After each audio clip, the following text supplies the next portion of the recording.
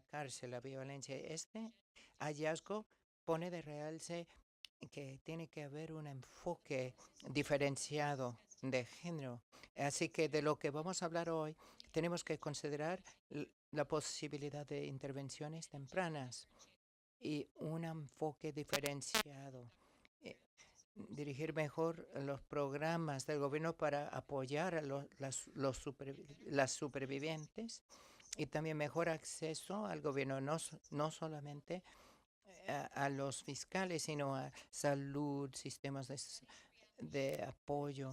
Los estudios muestran que abordar esta violencia intrafamiliar no solo es importante, sino que puede tener un beneficios a largo plazo para aminorar la conducta delictiva más después en la vida. Los panelistas van a hablar de 5 estudios comisionados por el Centro Woodrow Wilson con el apoyo del BID.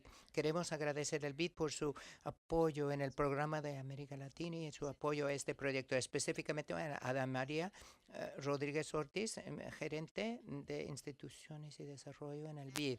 Natalie Alvarez Rener, especialista en seguridad ciudadana, y Carlos Santizo, director de División e Innovación para Servicios Ciudadanos para el BID.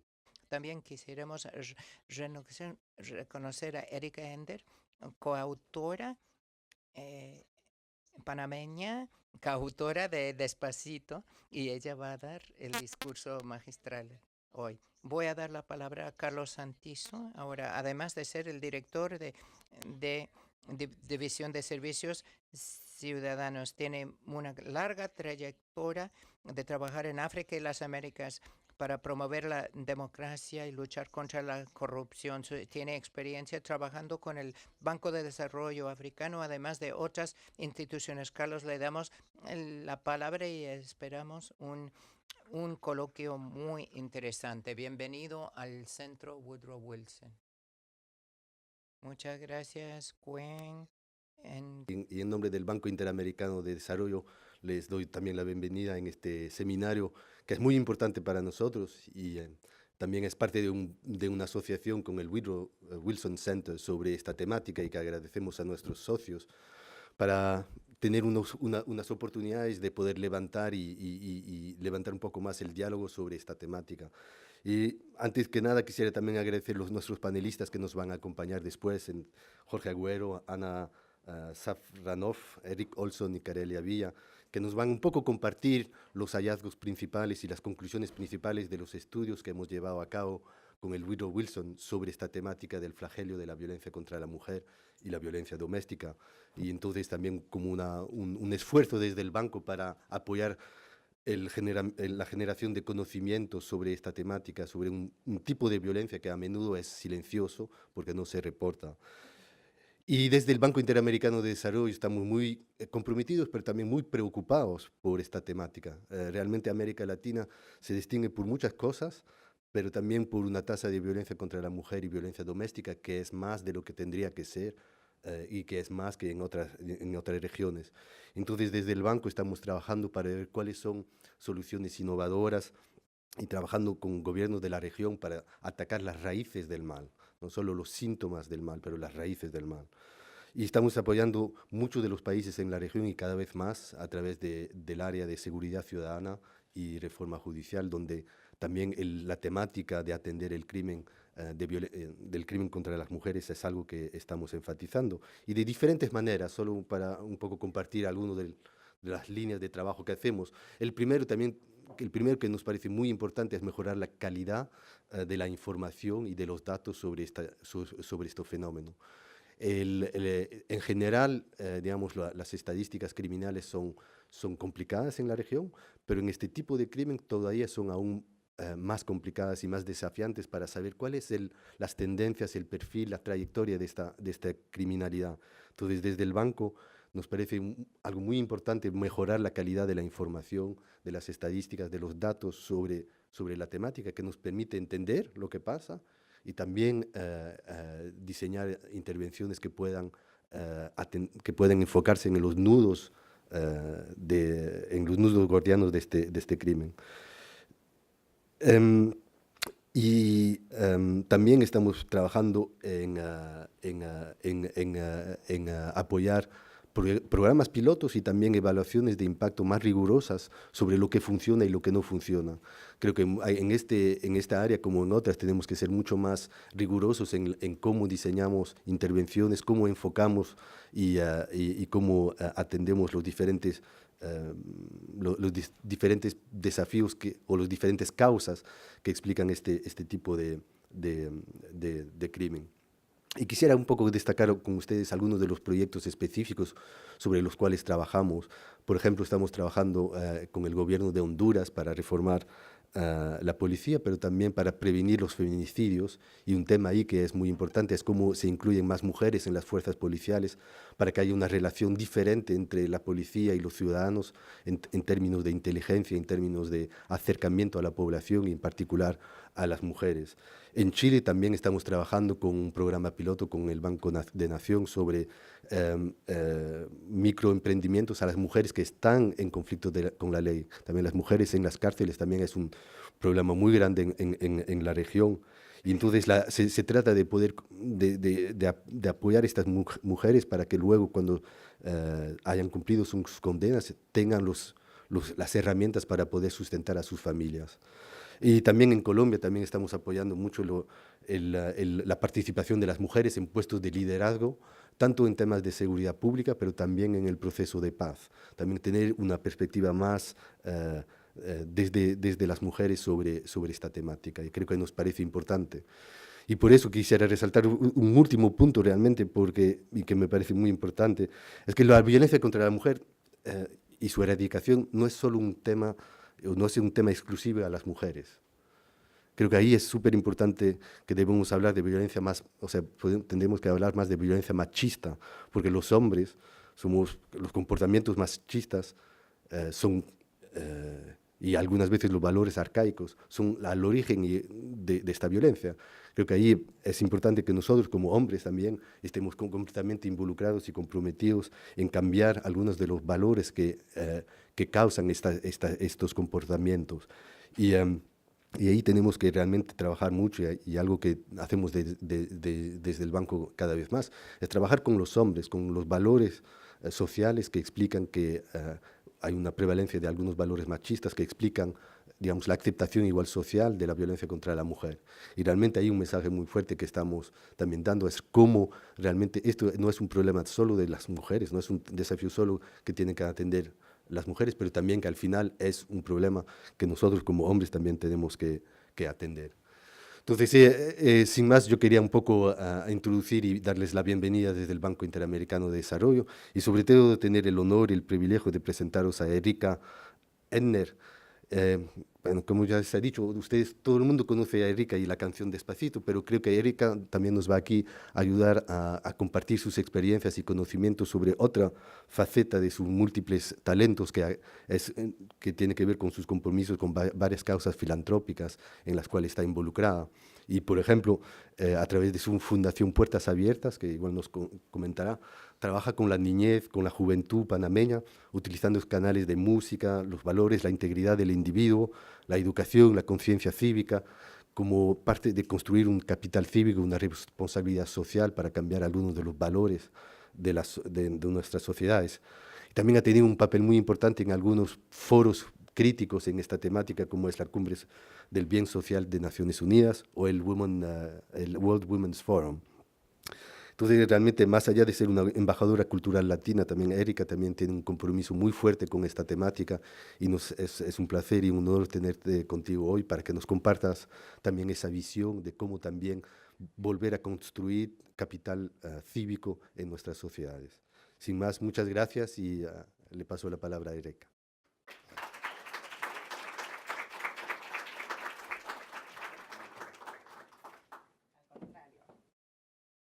Buenos días. Me voy a poner tiempo porque aquí que me avise, porque soy un terror con la palabra. A mí me dicen que hable 15 minutos y hablo 3 horas, entonces me voy a medir. Pero es que este es un tema tan extenso que es complicado poder hablar de él en 15 minutos, porque siempre soy de las que digo que de nada sirve cortar una rama que esté dañada o podrida si no vamos a la raíz de los problemas.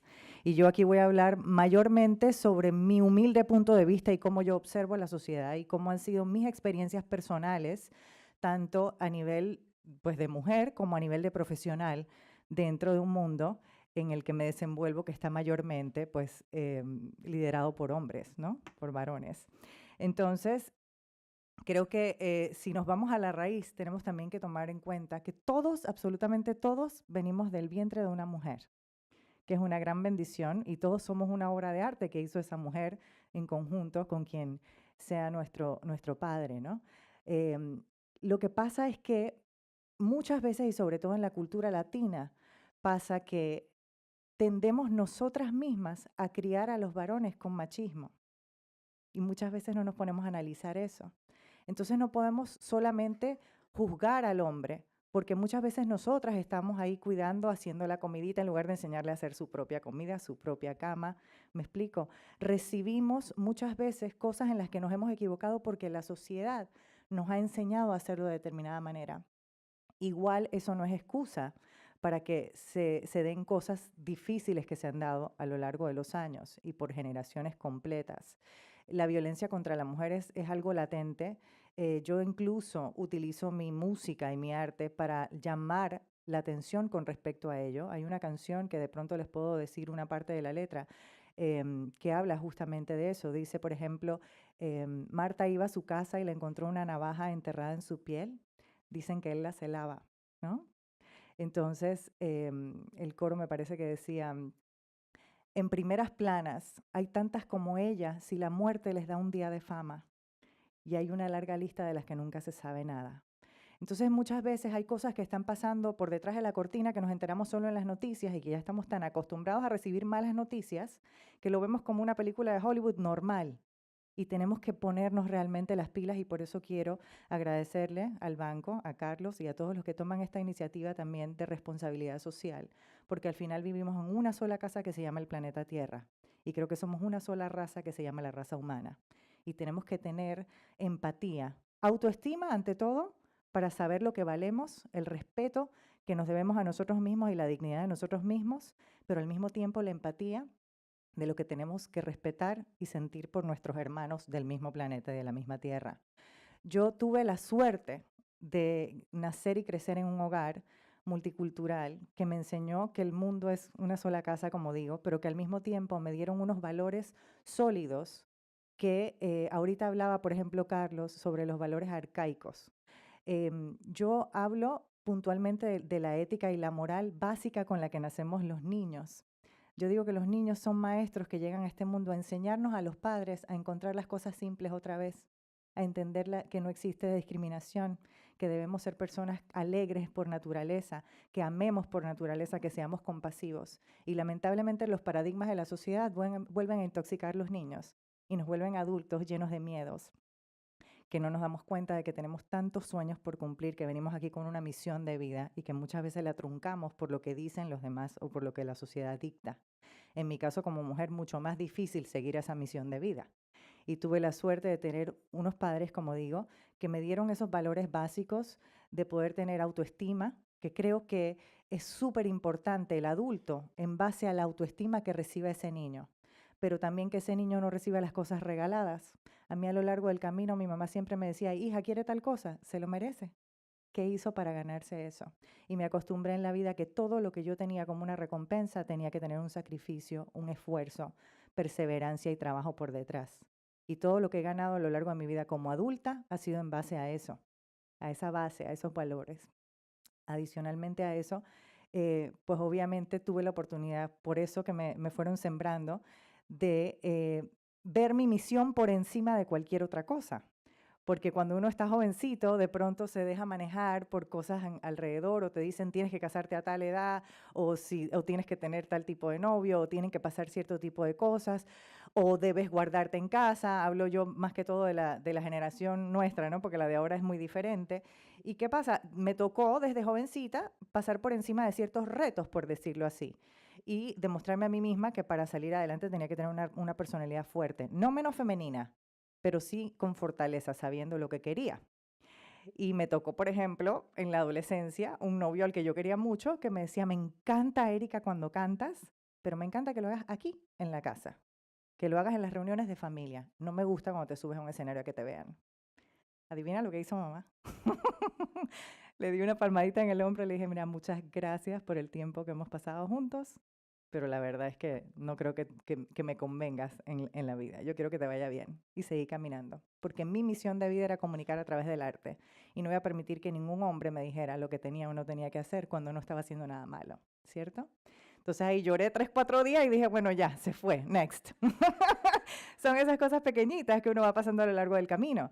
Pero al mismo tiempo a nivel profesional me pasó que muchos hombres y colegas, a los que quiero muchísimo, que se han vuelto hermanos, caballeros, yo debo mi carrera mayormente a los hombres, porque como es una carrera de hombres, la mayoría de los artistas que me han grabado son varones, la gente con la que trabajo son productores, varones, los coautores en su mayoría, los compositores son varones, entonces yo aprendí a hacer alianzas, yo aprendí a demostrar resultados, yo aprendí a compartir, no a competir. Pero a lo largo del camino también me pasó que había gente desubicada, que el hecho de que nos vean a nosotras bellas y espectaculares y entaconadas, de pronto les haga pensar, pues que somos, qué sé yo, presas fáciles, como lo que pasa ahorita con el Me Too que tanta gente está denunciando. Y una vez me pasó que tenía una producción hecha, muy linda, espectacular, a punto de salir, y una persona dentro de la disquera, el director de la disquera, cuando mi productor le lleva el material, y le dice, mira, escucha lo que está haciendo Erika, que está espectacular. Él le contesta, yo claro que quiero escuchar a Erika, pero primero la quiero ver sentada aquí. ¿Ok? Y obviamente mi productor lo puso en su lugar y yo también. Y con mucha clase, en pocas palabras, le dije, claro que me va a escuchar, pero me va a escuchar en la radio. ¿Ok? Entonces son cosas que uno tiene que ir pasando a lo largo del camino. Otra prueba, por ejemplo, de machismo o de falta de visión que a mí me pasó dentro de mi carrera es que al principio, como compositora, yo no quiero hablar de, no quiero juzgar como tal, pero sí creo que había una falta de visión. ¿Y a qué me refiero con visión? Lo que no es el hábito, lo que no es la costumbre. Yo mandaba, por ejemplo, una canción cantada por mí a un colega varón o a A&Rs, que es el departamento de arte y repertorio de las disqueras, que escogen las canciones para los discos, y las mandaba cantadas por mí, escrita en el crédito Erika Ender, y el demo con mi voz. Llegaban a su cometido y me llamaban para decirme qué linda tu canción, los que tenían la educación de llamar para decir muchas gracias, y me decían, está muy linda tu canción, pero me suena muy femenina. Y como mamá es especialista en saltar muros y abrir huecos en las paredes para pasar del otro lado, yo decía, espérate, me las tengo que ingeniar. Y en lugar de atacar, yo buscaba la forma creativa de pasar esa barrera. Entonces empecé a pedirle a colegas varones que me hicieran el favor de cantar mis canciones y las primeras las mandé como E-Ender sin ponerle Erika y se empezaron a colar mis canciones. Entonces una vez que el resultado llegó, yo salía y decía así como soy yo de poco, un poco discreta con estos pelos y todo, llegaba yo directo y decía, mira, soy yo. Y ahí empecé a demostrar resultados y a enseñar que no solo los hombres podían escribir para las mujeres, sino que las mujeres también podían escribir para los hombres, ¿no? Es cuestión de entender de la forma de poder ser empáticos. A la hora que yo escribo una canción, yo no solamente estoy pensando en entretener, estoy pensando en que estoy haciendo el soundtrack de la vida de otras personas, porque la música tiene ese poder. Llega a millones y millones de personas y marca momentos de sus vidas. ¿Quiénes aquí no hemos tenido una canción en la historia? Una o muchas. Levántenme la mano. ¿Cuántas personas no escuchan una canción y les recuerda un amor o les recuerda un momento específico, un olor, una época en la que eran felices o que pasaron por un momento triste? ¿O cuántas veces no escuchas una canción y realmente te rebota en el corazón y te hace pensar y te hace crear conciencia sobre cosas que te están pasando? Entonces, yo siento que el deber debe estar por encima de cualquier cosa, que todos tenemos nuestros propios talentos, que ese talento tiene que ser utilizado para un bien común, porque cualquier cosa que se hace para uno mismo no deja un legado para nadie más. Y es muy importante que lo tomemos en cuenta. Em, ¿Cómo me hice un nombre dentro de la industria latina? Que es lo que me pregunta mucha gente siendo mujer. Pues tratando de ser todo el tiempo lo más auténtica posible, tratando de buscar empatía y de tocar corazones a lo largo del camino, pero mostrando resultados firmes dentro de mi profesionalismo, ganándome las cosas con valores, con ética, con talento, con trabajo, con esfuerzo, con credibilidad. Y lo que siempre digo, las capacidades. Es muy complicado que a veces un hombre que haya sido, y digo hombre puntualmente porque dentro de la industria me toca lidiar con eso.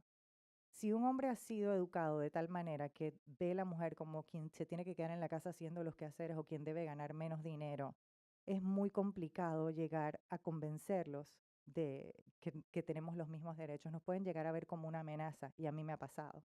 Incluso en relaciones me ha pasado, que se vuelven el señor Ender. Entonces, si no es un hombre muy seguro de sí mismo, es muy difícil tener una mujer con pantalones al lado.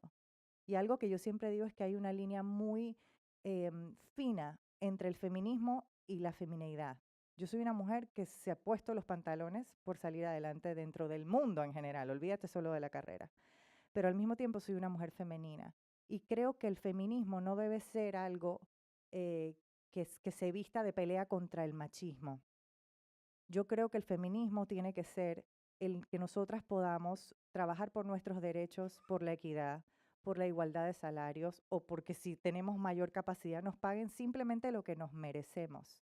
Si vamos para atrás a los tiempos de las cavernas, pues obviamente los hombres salían contra las inclemencias del tiempo a cazar porque es la naturaleza del hombre y las mujeres se quedaban dentro cuidando de los chicos, de la casa y de que la humanidad continuara, ¿no? Hoy por hoy ya no tenemos que ir a pelearnos con osos ni con animales allá afuera. Y hoy por hoy el mundo ha evolucionado de tal manera que nosotras todas podemos salir también a encontrar nuestros sueños. ¿Qué pasa también dentro de ese feminismo? Se ha perdido un poco la calidad de tiempo con los chicos en casa, porque siempre a lo largo del tiempo, o la mayoría de las veces, la mujer es la que carga un poquito más con el peso de casa, con los valores en casa, porque así como hay muchos hombres que son responsables, paternalmente hay otros que no. Y hay muchas mamás que hoy en día, y en las generaciones anteriores también, salen a la calle a pelear por traer el pan a la casa y también poder darle tiempo a sus hijos. Yo soy hija de 2 médicos que siempre estaban ocupados, pero que nunca sentí que faltaba tiempo, de calidad de tiempo para mí. Y esos valores me los inyectaron en el poco tiempo que teníamos para compartir, que eran las horas de la cena y mi madre que se tomó el trabajo de todos los lunes a las 8 de la noche sentarnos a darnos lecciones de vida, a ver el lado bueno de cada cosa y a inyectarnos eso de lo que te mereces, lo que debes conseguir, cómo hacer para que el mundo te entienda, cómo comunicarte con el corazón de la gente y hacer las cosas de la mejor forma posible. Entonces, creo que es algo en lo que tenemos que estar también nosotros conscientes hoy en día a la hora de criar a las nuevas mujeres y a los nuevos hombres. Criar a los niños no con esta generación de mientras más niñas tienes, más hombre eres. Criar a los niños como el hombre que nosotros quisiéramos para nosotras hace toda la diferencia. Yo creo que si vamos a la raíz todo puede cambiar. Creo también en la responsabilidad. Tengo una carrera de más de 25 años donde he tenido la oportunidad de tener muchísimos logros, de tener casi todas las premiaciones de la industria, de haber entrado al Salón de la Fama de los Compositores Latinos a los 42 años, mientras que colegas míos como Camilo Sesto entraba prácticamente a los 80, porque empecé muy joven mi carrera. Han sido más de ya casi 200 discos que me han grabado colegas. Muchas veces como compositor uno se queda en las letritas pequeñitas de los discos, la gente no lo sabe, pero he trabajado en todos los mercados y Despacito ha sido como una cereza en el pastel para todos los involucrados y le dio la vuelta al mundo, pues, al planeta completo. Y tuve la dicha hasta cierto punto de ser la única mujer involucrada en ese proceso. Y digo la dicha porque tuve un spotlight y sigo teniendo un spotlight del mundo sobre lo que una mujer puede alcanzar cuando cree en sus sueños. Y lo que intento hacer es tomarme eso con la mayor responsabilidad y empoderar a otra gente en lugar de verlo desde el ego, verlo desde una chica que pueda estar en su casa, que tenga sueños también, como yo los tuve hace tantos años atrás, que soñaba con el crossover viendo a Gloria Estefan dándole la vuelta al mundo con conga y los ritmos latinos. Yo le decía a mi mamá, cuando yo sea grande, yo quiero que también el mundo cante mi música. Y pasó en español. Entonces, ¿cuál es mi papel en este momento? Decirle a la gente que todo es posible, que con los valores correctos, que con la actitud correcta, que con trabajo, esfuerzo, respeto a uno mismo, ponerse en su lugar y darse a valer, con humildad, pero con dignidad, hace toda la diferencia. Y tener entonces ese poder de decirle a la gente, mira, yo soy un ser humano común y corriente de carne y hueso que tuvo sueños, que trabajó por ellos y lo logró. Entonces, que ninguna mujer sienta que se tiene que quedar encerrada o que sus sueños no valen. Al contrario, en mi caso fue posible, si yo pude, cualquiera puede. Es cuestión de trabajar por ellos y todo es posible. creo que es importante también a lo largo de la misión que nosotros encaremos, poner el corazón para dejar un legado. En mi caso, lo decía Carlos, yo trabajo a través de una fundación que se llama Puertas Abiertas en mi país, donde empecé por la erradicación del trabajo infantil, hacer talleres a lo largo del país, donde hoy por hoy tengo un festival llamado Talempro, que significa talento con propósito, que es justamente como me criaron en casa, utilizar mi talento con un propósito. Trabajamos a nivel nacional con todas las escuelas para que los chicos puedan entrar y participar en categorías distintas del arte. Y una vez que ellos están participando, automáticamente sus colegios se suman para crear ese sentido de pertenencia. Y a lo largo del camino, esos chicos van haciendo tareas que les vamos dando, mientras que su participante principal a través de su talento va a tener su puntaje por el talento, pero un puntaje adicional por lo que su talento hizo en pro de su comunidad. A través de eso arreglamos por lo menos 2 escuelas al año en estado vulnerable. Hemos beneficiado anualmente a más de 12,000 chicos, por ejemplo. Tenemos también que los chicos que ayudan a arreglar esas otras escuelas reciben también mejoras en sus propios colegios. Todos los chicos que ganan en sus categorías salen completamente becados en Panamá o el extranjero para sus carreras universitarias completamente pagadas. Y es una forma de seguir creando un cambio de chip para que la gente entienda que todo lo que tenemos en esta vida tiene que tener un propósito y que nosotros nos tenemos que accionar para que todo alrededor se accione. No es señalar al gobierno y señalar a las demás personas. Mi entorno se hace mejor si yo soy mejor, si mi casa está mejor, si mi comunidad está mejor. Y al mismo tiempo empoderar nuevas muchachas, nuevas mujeres que puedan seguir sus sueños y trabajar en la vida sin olvidar, obviamente, la casa y la parte personal.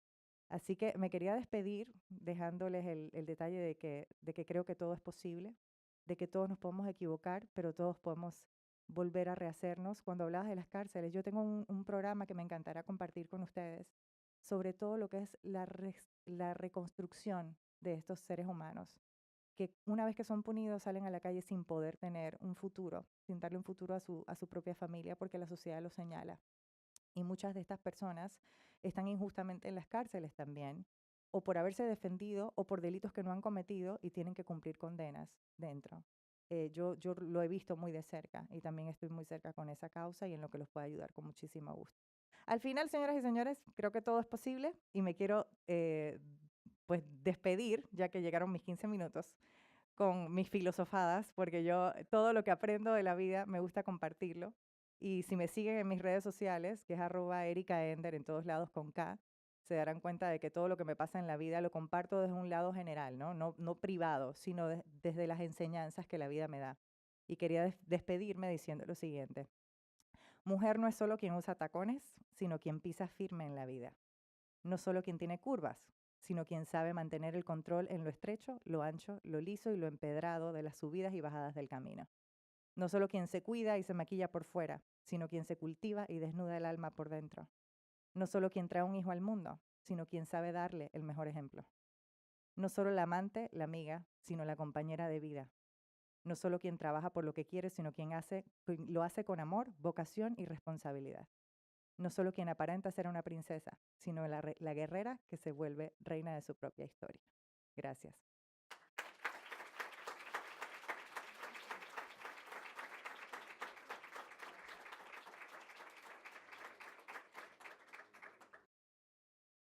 Bueno, qué buenas palabras, qué buen testimonio de Erika. Vamos a hablar y a desarrollar varios de estos puntos que nos ha dado sobre este interesante tema, como por ejemplo los valores, cómo educar a los hombres hacia futuro, para cómo tratar a las mujeres, autoestima. Pero para seguir con esta segunda parte de la discusión, voy a invitar a nuestros panelistas para que vayan subiendo al escenario y comenzar con diferentes temas que vamos a abordar. Voy a explicarles un poco quién es cada uno de nuestros expertos.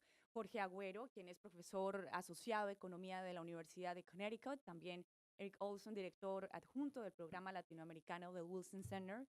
Ana Safranov, investigadora del Centro de Estudios Latinoamericanos de Inseguridad y Violencia de la Universidad 3 de Febrero. Y Carelia Villa, quien es especialista senior en modernización del Estado del Banco Interamericano de Desarrollo. Así que vamos a pasar esta segunda ronda de debate.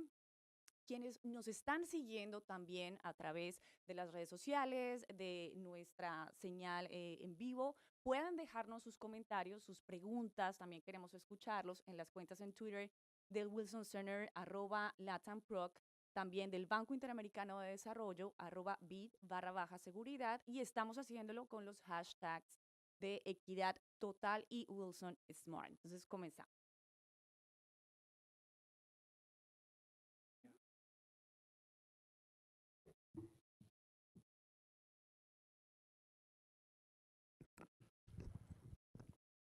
Bueno, yo quería comenzar para dialogar un poco con nuestros expertos. Algunas de las ideas que nos dejó Erika, que fueron muy interesantes, y una de ellas es esa importancia que tienen en educar a los hombres, a los niños desde el hogar, en cómo tratar a las mujeres hacia futuro y esos modelos de familia.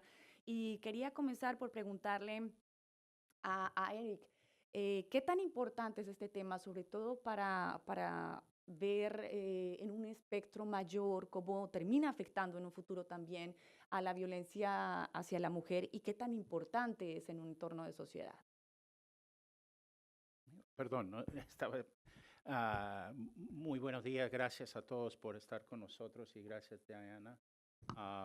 Mira, yo estaba pensando mucho cuando estaba hablando Erika sobre estos temas. Normalmente como investigadores, y lo que vamos a hablar un poco en un momento, pensamos mucho en las políticas públicas y cómo puede responder el Estado y trabajar más para prevenir y apoyar los sobrevivientes de estos problemas. Pero yo creo que lo que dijo ahora Erika también es muy importante, que el contexto de la familia, la situación familiar es sumamente importante en evitar estos problemas y prevenirlo y de alguna manera lanzar los jóvenes a una vida más sana. Yo creo que no es la respuesta, no puede venir todo del Estado, sino tiene que venir también desde los hogares. Obviamente hay papel, hay rol, hay temas y cosas que pueden ser desde el Estado para apoyar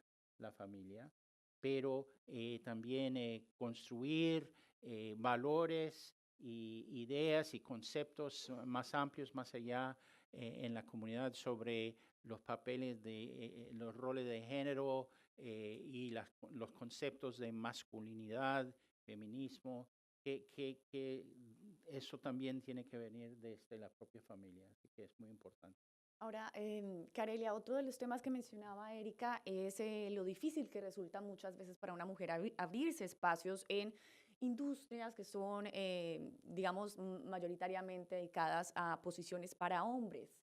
Ustedes desde el banco trabajan en diferentes aspectos y proyectos, pero ¿qué tan importante es para esta discusión el que se abran espacios para mujeres y que sean significativos para que puedan no tener ese camino tan difícil a poder desarrollar sus habilidades profesionalmente?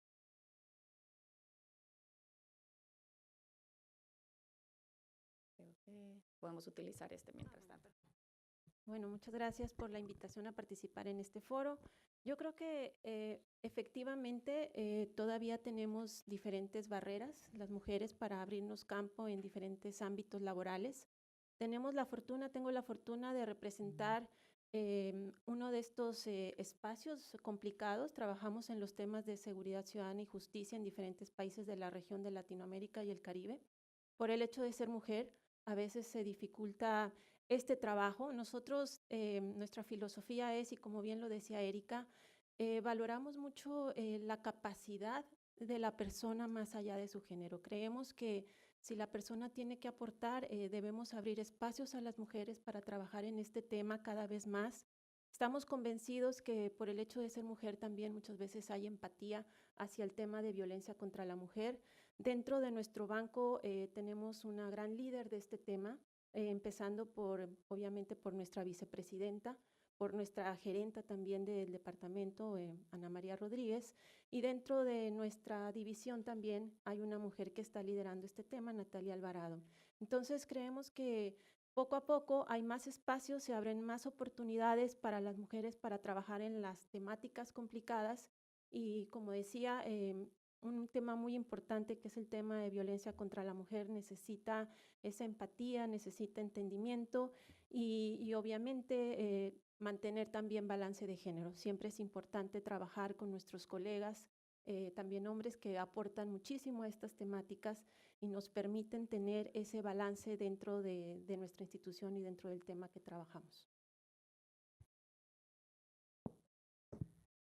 Mori, como esta problemática tiene tantas aristas, precisamente el Wilson Center encargó una serie de estudios académicos que van a tratar de mostrar a profundidad diferentes aspectos de esta problemática que se convierte en un obstáculo también para el desarrollo económico en Latinoamérica y que afecta otros aspectos. En colaboración, por supuesto, también lo hicieron con el Banco Interamericano de Desarrollo. Vamos a abordar en un comienzo el panorama de las mujeres que están en las prisiones en Latinoamérica. También vamos a hablar de cómo la violencia hacia la mujer pasa de generación a otra generación. Un panorama amplio sobre la violencia intrafamiliar que están experimentando mujeres que hacen parte de minorías indígenas en países como Perú, y también vamos a abordar cuáles son esas políticas, esas luces que se están haciendo en materia de programas para evitar que esta violencia continúe replicándose y afectando sobre todo a las mujeres en la región. Así que para empezar con el primer tema, que es las mujeres en contexto de encierro en América Latina, generalmente tenemos la concepción de que la mayoría de población en las cárceles está compuesta por hombres, pero en Latinoamérica desde 2005 o 2011 se ha registrado un aumento considerable de mujeres, y para hablar de este tema y que nos explique un poco de las luces y el estudio al respecto, le voy a dar la palabra a Ana Safranov. Ana. Hola. Bueno, voy a empezar un poco con la presentación. En el marco de esta investigación que emerge a partir del hecho de que existen escasos estudios sobre mujeres en contexto de encierro en América Latina. Las mujeres han sido las grandes olvidadas en lo que respecta al delito y al sistema penitenciario, no solo en América Latina. Como resultado de esta desinformación o desinterés, las políticas públicas adecuadas, enfocadas específicamente para las mujeres, son escasas, tanto en lo que respecta para la prevención de la conducta delictiva, así como también para la reinserción social una vez que las mujeres salen de prisión. Además, las condiciones carcelarias de las mujeres son inadecuadas, en tanto que no tienen en cuenta sus necesidades específicas, de las cuales, además, se sabe muy poco. No hay que olvidar que gran parte de las mujeres en América Latina están encarceladas en centros que han sido pensados, diseñados por y para hombres. Gran parte de las mujeres están detenidas en pabellones aparte dentro de centros de detención que eran únicamente masculinos, y se creó un pabellón aparte sin tener en cuenta las necesidades específicas propias de las mujeres, de las cuales, repito, se sabe poco porque hay muy poca investigación. Este olvido de las mujeres tradicionalmente ha sido justificado a partir del hecho de que las mujeres ocupan una pequeña proporción de la población reclusa total. Aún hoy sigue siendo así la situación. Sin embargo, su tasa de crecimiento excede la de los varones en un gran número de países latinoamericanos. Es decir, las mujeres son pocas, pero están creciendo más que los varones. En este contexto nos pareció muy interesante preguntarnos, digamos, me pareció una necesidad saber quiénes son las mujeres que están en contexto de encierro en América Latina, cuáles son sus características y sus particularidades. De esta forma, los datos que aquí están atrás quizás son demasiados y no sé si se logran ver, pero bueno, se los voy a contar. Esto se basa en una encuesta realizada en 8 países de América Latina, dentro de los centros penitenciarios. Se les pregunta a los propios reclusos y reclusas sobre distintas cuestiones. Aquí voy a traer algunos de estos indicadores que nos muestran, nos revelan que varones y mujeres en contexto de encierro se diferencian principalmente en lo que respecta a su conducta delictiva y al nivel de exclusión social previa al encarcelamiento. Las mujeres están involucradas en delitos menos violentos, tienen una trayectoria delictiva menor y actúan mayormente acompañadas. Acá les voy a mostrar algunos indicadores. Por ejemplo, respecto a la conducta delictiva, podemos ver que las mujeres están principalmente detenidas por drogas. Hay un 38% de mujeres que está detenida por drogas, mientras este porcentaje se reduce a un 12% en el caso de los varones. También vemos que es diferente el porcentaje respecto al hecho de haber llevado un arma de fuego cuando ocurrió el delito. Vemos que un 28% de varones lo llevaba, y esto se reduce a un 11% en el caso de las mujeres. Es decir, si consideramos el arma de fuego como un indicador de violencia, podemos ver que las mujeres, el delito por el que la mujer está en prisión fue realizado con menos violencia. Respecto a la trayectoria delictiva, aquí presento 3 indicadores donde, por ejemplo, se observa que las mujeres han sido menos reincidentes, es decir, hay una menor proporción de mujeres condenadas anteriormente por otro delito. Mientras hay un 34% de varones reincidentes, este porcentaje se reduce a un 20% en el caso de las mujeres. Y un indicador donde, por ejemplo, la diferencia es muy grande es respecto al hecho de haber tenido alguna vez en la vida armas de fuego. En el caso de los varones, vemos que hay un 61% de varones que tuvieron armas en la mano alguna vez, mientras este porcentaje se reduce a un 26% en el caso de las mujeres.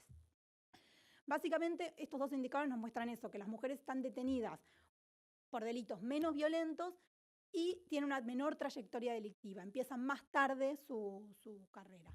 Y otro indicador muy interesante es sobre el hecho de que las mujeres actúan menos en delitos solas, es decir, los varones están en prisión en mayor proporción por delitos que los cometieron solos. En cambio, las mujeres actúan mayormente acompañadas. Si bien no podemos decir que es por la pareja, sí hay un indicador de la encuesta donde vemos que hay un... ¿Dónde está exactamente? Ahí, acá. Hay un 39% de mujeres que están detenidas y también tienen a su pareja detenida, mientras este porcentaje en los varones se reduce un 5%. Es decir, no podemos decir que ese delito ha sido cometido con su pareja, pero sí vemos que un 40% de las mujeres está detenida y su pareja también, lo cual nos habla lo cual la literatura también demostró, de una falta de independencia de la mujer respecto a una figura masculina a la hora de cometer el delito. También estos indicadores nos muestran que la situación de las mujeres inmediatamente antes del ingreso a prisión es más vulnerable que la del varón. Vemos que las mujeres son madres adolescentes en mayor proporción, tienen mayor proporción de desempleo antes de su encarcelamiento y también son, aquí no está el indicador, pero son en mayor proporción madres solteras y con un mayor número de hijos. Y también en una proporción mayor tienen hijos. Básicamente, gran parte de las mujeres encarceladas son madres y antes de la detención ejercían la jefatura del hogar, teniendo a su cargo la manutención de la familia y la crianza de los niños. Esto significa que el encarcelamiento de estas mujeres comporta un aumento de la vulnerabilidad de sus hogares, cuando no su desmembramiento y el desamparo de los menores. Es decir, impacta diferencialmente en el afuera el hecho de que una mujer o un varón estén detenidos. Tanto por una cuestión económica, así como también por el rol social que tiene asignado la mujer en el hogar. Ana, muy, muy interesante lo que acabas de mencionar, sobre todo por mostrar los factores de riesgo que son diferentes a los de los hombres, en el caso de las mujeres, para llegar a las prisiones. ¿Cuáles consideras que son esos aspectos más importantes, que son factores de riesgo y que son diferenciales de los hombres en las mujeres en Latinoamérica? Bueno, nosotros a partir de esta encuesta básicamente, ¿por qué delinquen? No podemos verlo porque solo tenemos a las personas encarceladas. Entonces es difícil decir hay una selección, es difícil saber por qué delinquen. Sí que tenemos, por ejemplo, temas de reincidencia, digamos, no podemos explicar por qué cometieron el delito, pero quizás sí por qué reinciden. Y en ese caso sí se ve algo importante, diferencial entre hombres y mujeres. Por ejemplo, en el caso de las mujeres es muy importante el hecho de tener hijos. Es decir, el hecho de tener hijos aumenta la probabilidad de la mujer de ser reincidente, por ejemplo. Y esto concuerda con la literatura previa que muestra que muchas veces la mujer desarrolla una conducta delictiva por una necesidad económica, por la pobreza familiar, por una necesidad de cuidar a los hijos, y no tanto por otras cuestiones de otra índole, digamos, más por una cuestión familiar, de pobreza, de necesidad de mantener el hogar. Cuando una mujer está en prisión, ¿qué ocurre con la familia? Porque es diferente cuando es el hombre el que está encarcelado, pero se habla de que la familia termina incluso desintegrándose y las consecuencias son mayores cuando una mujer está en prisión. Y sí, básicamente porque, como muestran los datos, gran parte de estas mujeres eran madres solteras, que ellas mismas eran las únicas o acompañadas normalmente por otras mujeres, de mantener económicamente el hogar. Por tanto, su encarcelamiento implica eso, una falta de de sostén económico del hogar, y muchas veces los hijos son llevados a centros, digamos, son derivados a instituciones gubernamentales por falta de persona que los cuide, digamos, y que los mantenga.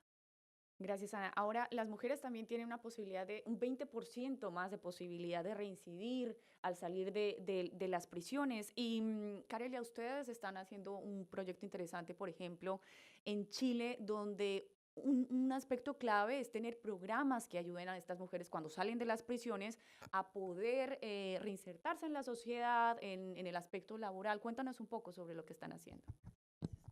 Bueno, para contarles un poco cuál es la situación de las mujeres en prisión, me gustaría poderles traer un pequeño video de esta situación en Chile. Veamos un poquito acerca de esta situación.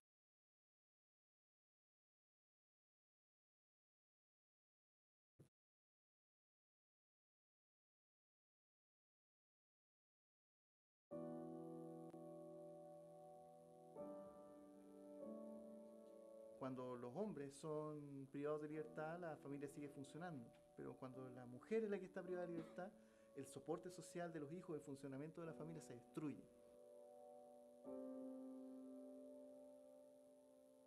Trabajar con las mujeres es una prioridad que no hay que dejar de lado más allá de los números.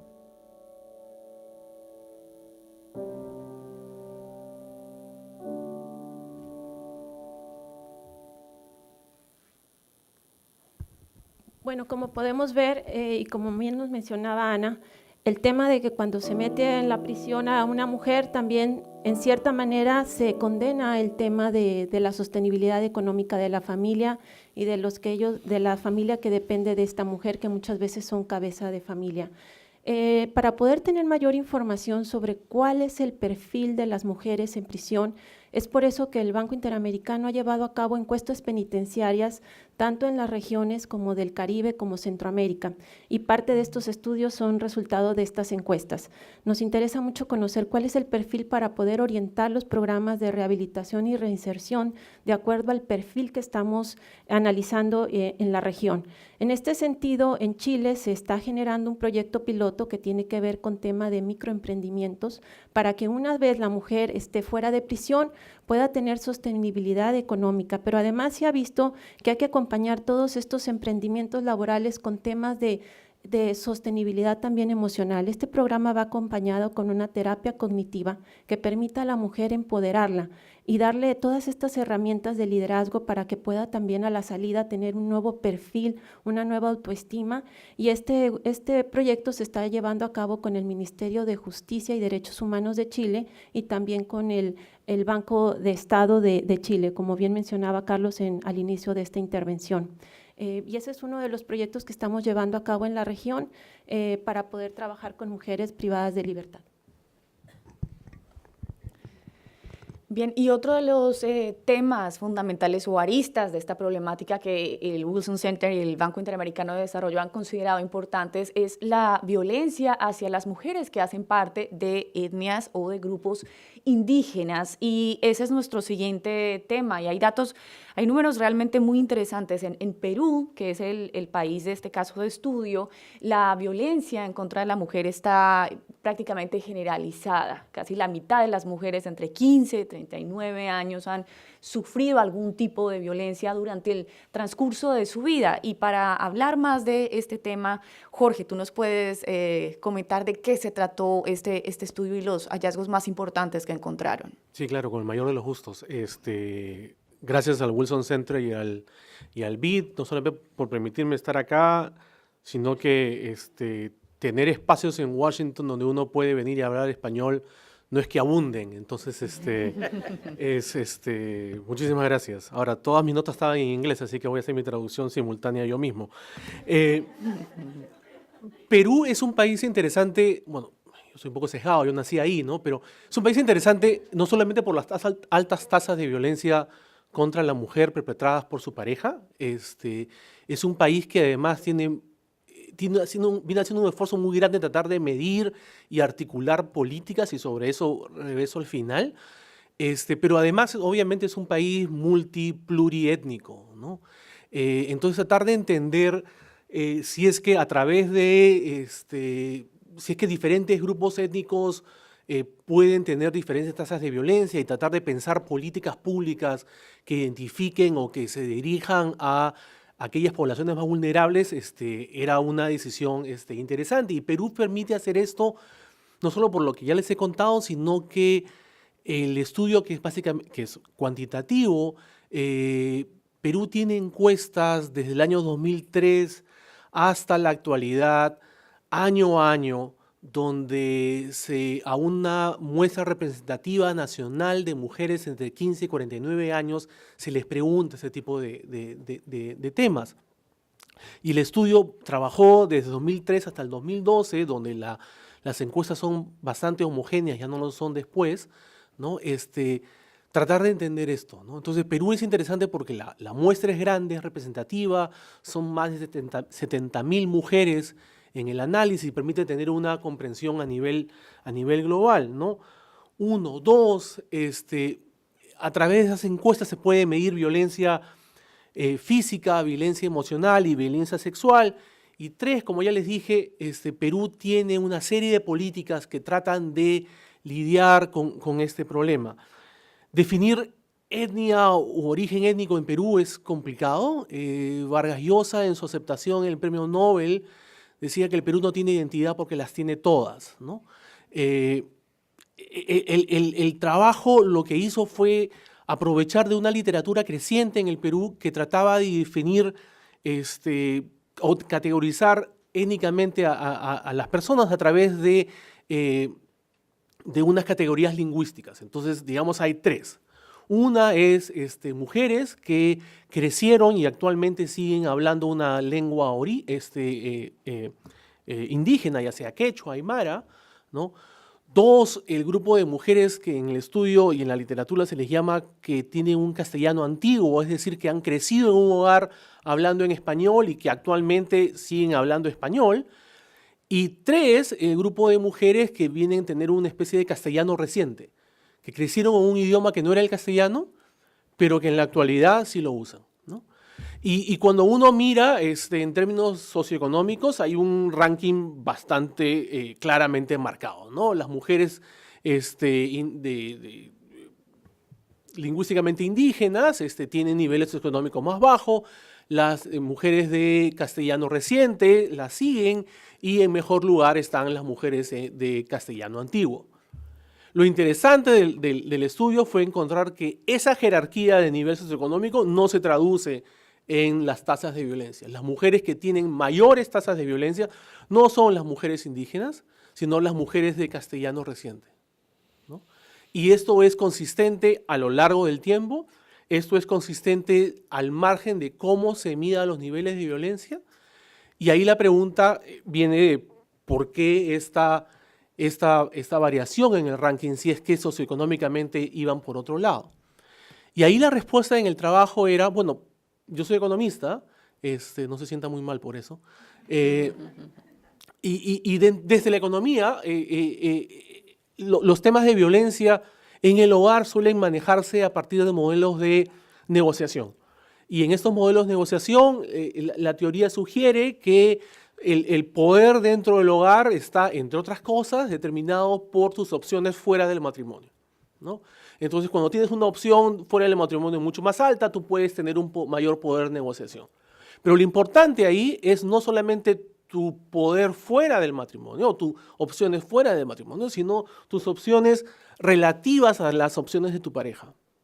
Y ahí es donde la explicación empieza a tener un poco más de sentido, ¿no? Las mujeres de castellano antiguo se casan con personas que en términos socioeconómicos son muy similares a ellas. Las mujeres indígenas se casan con personas que son socioeconómicamente hablando muy similares a ellas. Las mujeres en castellano reciente, no. Ellas se casan con personas que tienen niveles económicos más altos que ellas. El nivel de educación de su pareja es más alto que el nivel de educación de una mujer de castellano reciente, ¿no? Entonces, esa falta de tener un nivel relativo a tu pareja en tus opciones fuera del matrimonio terminaría explicando esta diferencia y por qué las mujeres de castellano reciente, que son más mujeres en transición, son mujeres que han migrado, ¿no? Son mujeres que ya no viven en el sector rural, tienden a tener unos niveles de violencia más altos. Y de repente en las preguntas podríamos entrar un poco a las discusiones de política y qué significa esto. Perfecto. Hay uno de los aspectos que mencionabas y es la gama de posibilidades que puede tener una mujer y cómo esto incide en qué tan fácil puede ser víctima de la violencia. Al no tener, digamos, posibilidades laborales o de desarrollo, las mujeres también, sin importar el grupo étnico, pierden poder de negociación dentro de su grupo familiar. ¿Qué tanto afecta el que no tengan posibilidades de desarrollo esta incidencia con la violencia? Sí, eso es una muy buena pregunta y de hecho la idea general es que lo que interesa es las opciones que una persona puede tener, ¿no es cierto?, en el mercado de trabajo. Lo que el estudio trataba de empujar un poco es que lo que importa no es solamente esa parte, sino relativa a su pareja, ¿no es cierto? Entonces, efectivamente, las mujeres indígenas tienen menores niveles socioeconómicos, tienen menores posibilidades de entrar al mercado de trabajo, ganan mucho menos, tienen menor educación, pero sus parejas son muy similares. Digamos, entonces, en términos de poder de negociación al interior, ellas no están en una situación de menor poder comparados con sus parejas, ¿no? Las mujeres de castellano reciente, aquellas que son migrantes, aquellas que han dejado su lugar original, aquellas que por haber migrado han perdido de alguna manera sus redes sociales, su apoyo familiar, el contexto donde han crecido, se encuentran con parejas o se unen a parejas que tienen características socioeconómicas diferentes y además no solamente diferentes, sino mayores, y por lo tanto el poder de negociación de su pareja es mucho más alto y eso estaría explicando lo que está detrás, ¿no? Y eso tiene una consecuencia sobre el diseño de políticas, ¿no?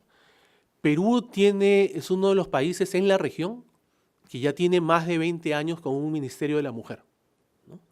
Un Ministerio de la Mujer que cada vez recibe mayor cantidad de recursos. Es un país donde además se hacen políticas, hay un programa nacional, hay un esfuerzo claro de tratar de mejorar la situación y en algunos de estos casos esos esfuerzos están acompañados con programas auspiciados por el Banco Interamericano de Desarrollo. La pregunta que a mí me parecía interesante era si es que las mujeres vulnerables o más vulnerables por cortes étnicos son aquellas que son de castellano recientes, ¿qué consecuencias tiene esto para una mejora en el diseño de políticas? Uno pasa por tratar de no poner tanto énfasis en las políticas que son más bien basadas en la geografía. Estas mujeres no necesariamente están ubicadas en el sector rural, sino en algunas ciudades intermedias o en ciudades más grandes. Estas son mujeres migrantes.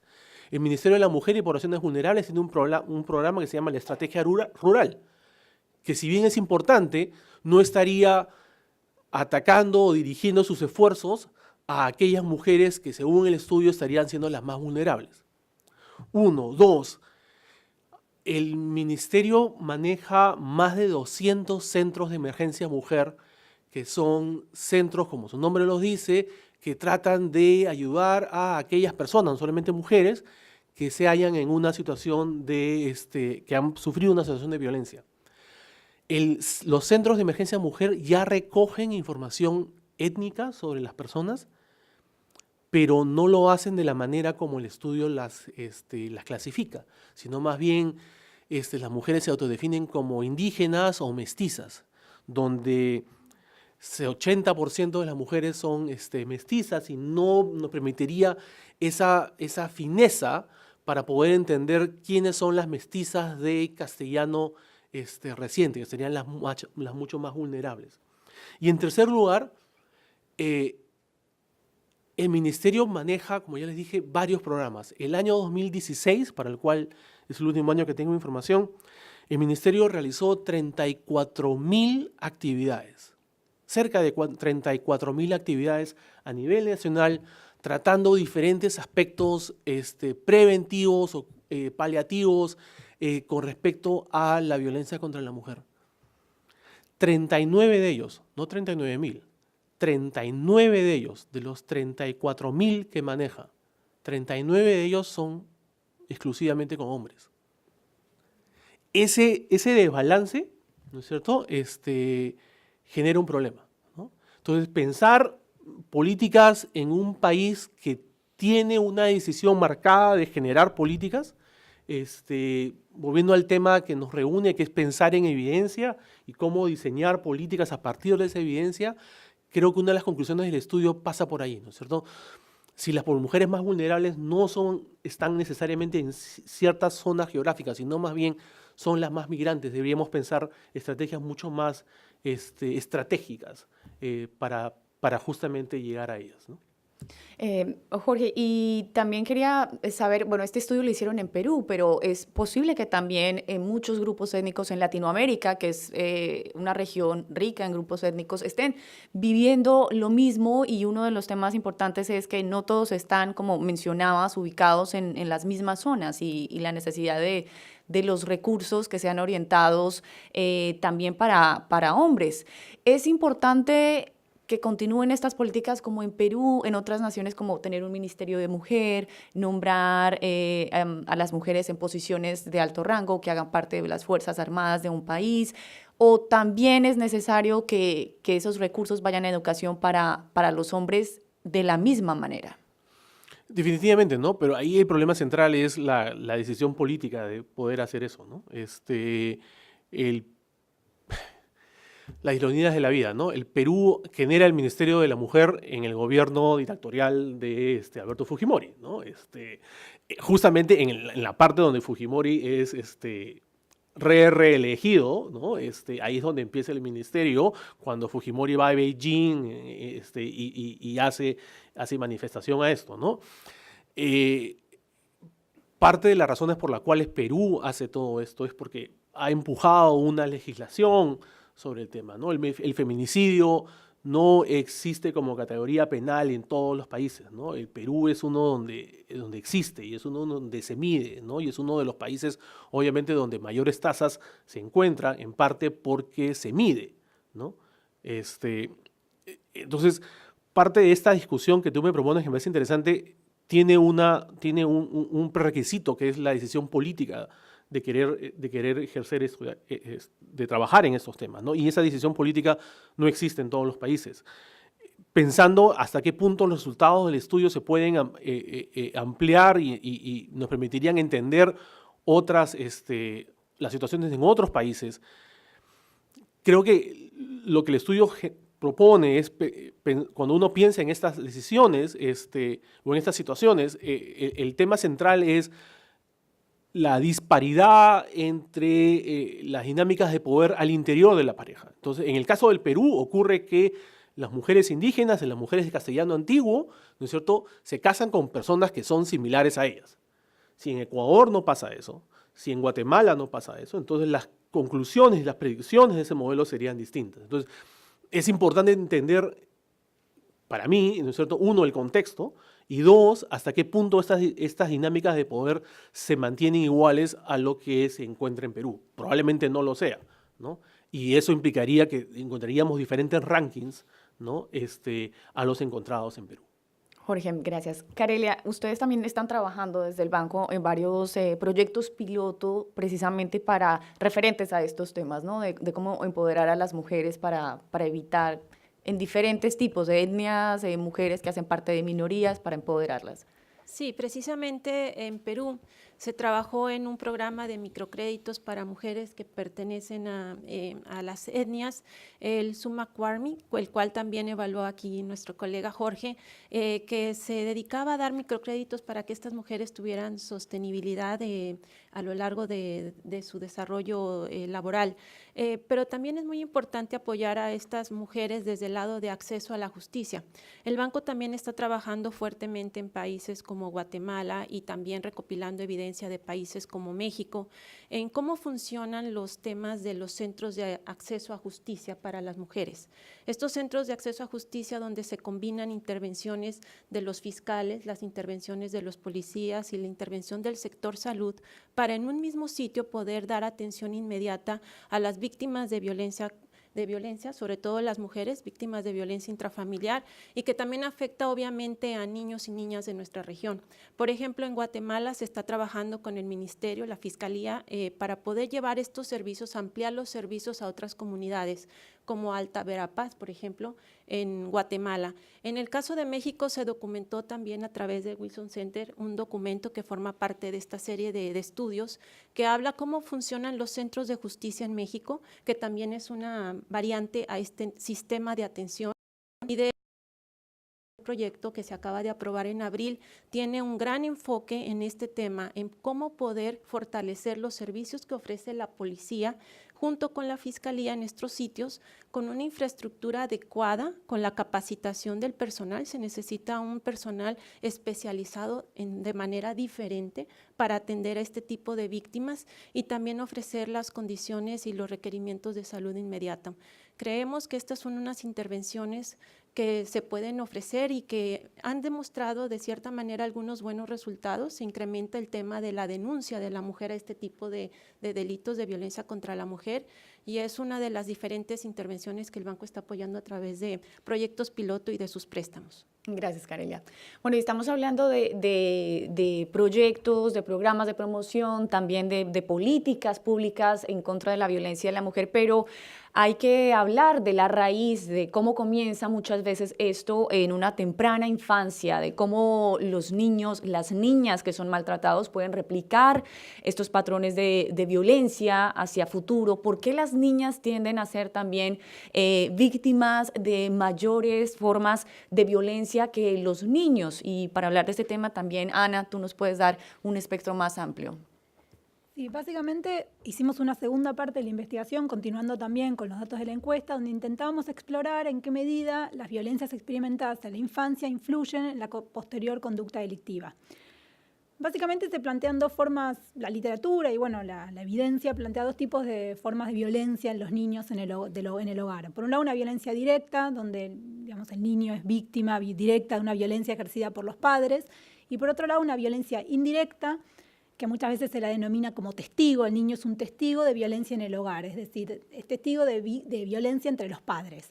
Ahora bien, si bien es testigo, también es víctima, porque estar inmerso en un contexto familiar donde hay violencia, por más de que no sea ejercida directamente hacia el niño, también se considera que el niño es víctima. O sea, el niño puede ser víctima de dos formas de violencia en su hogar, una directa y una indirecta.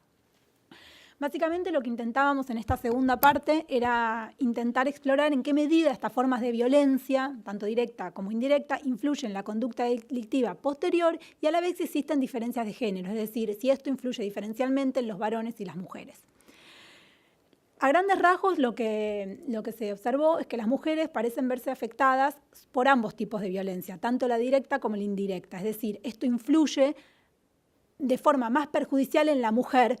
Ambas formas intervienen, inciden en su posterior conducta delictiva. En cambio, los varones principalmente se ven afectados por la violencia directa, es decir, por el hecho de que le hayan pegado cuando era chico. Esto es lo que incide en mayor medida en los varones. Y en cambio, en las mujeres influyen ambas formas, tanto la directa, que le hayan pegado, como la indirecta, es decir, haber experimentado en su hogar violencia entre los padres. Eso tiene un efecto mayor para la mujer, le afecta más perjudicialmente, es más sensible a ese tipo de efectos, de ese tipo de violencias. En síntesis, y como planteaban, a grandes rasgos lo que se demuestra es que es necesario intervenir desde los niños, desde que son chicos, digamos, no acordarse cuando están en la prisión o después, sino que es necesario intervenir, prevenir desde temprano, porque estas formas de violencia afectan tanto a varones como a mujeres, si bien vemos que a las mujeres les afecta de forma más perjudicial. Bueno, frente a este tema quisiera conocer la opinión de todos nuestros panelistas, porque el tema de la violencia generación tras generación realmente es relevante para la discusión. Eric, estamos hablando de violencia directa, violencia indirecta, pero muchas veces es difícil distinguir ese, digamos, límite entre lo que es la violencia psicológica, la violencia física y sobre todo que las autoridades puedan actuar cuando se trata de violencia psicológica, porque además también hay un patrón de cómo empieza la violencia terminando en agresión física.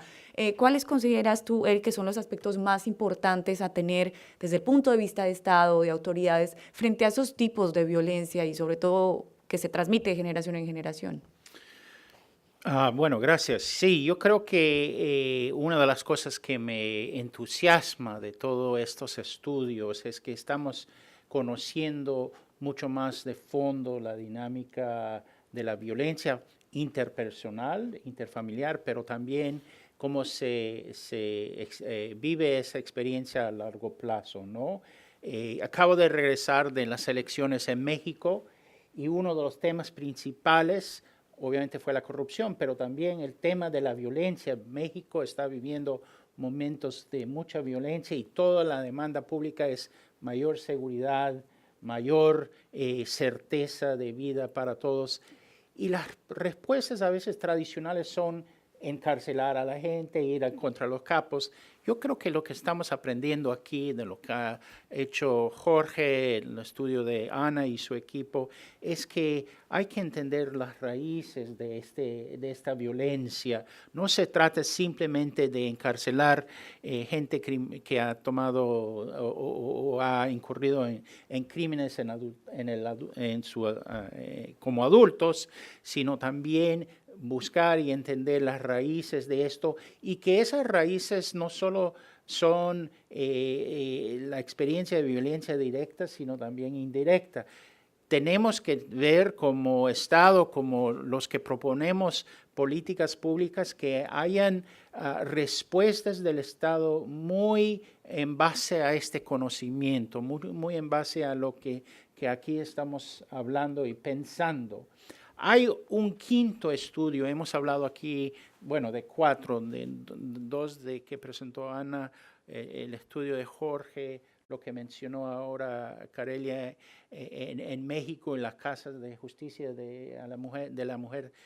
Pero también hay un estudio sobre Haití, en este grupo de estudios, donde se piensa o se trata de pensar el tema de violencia contra la niñez y contra las mujeres, pero en un contexto de la comunidad, donde hay una intervención desde la comunidad, no solo en el individuo, que es muy importante obviamente, pero en el contexto de la comunidad, cómo repensar las ideas de la masculinidad en una cultura y una comunidad específica. Y yo creo que todos esos temas hay que tomarlas en cuenta en el diseño de políticas públicas. Todos queremos mayor seguridad. Todo es una demanda lógica, legítima del pueblo, pero las soluciones a esos problemas son muchas veces mucho más complejas y tienen que responder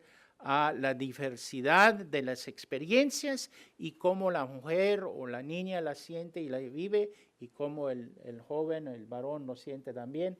Hay que tener diferentes visiones en cómo responder a esa necesidad.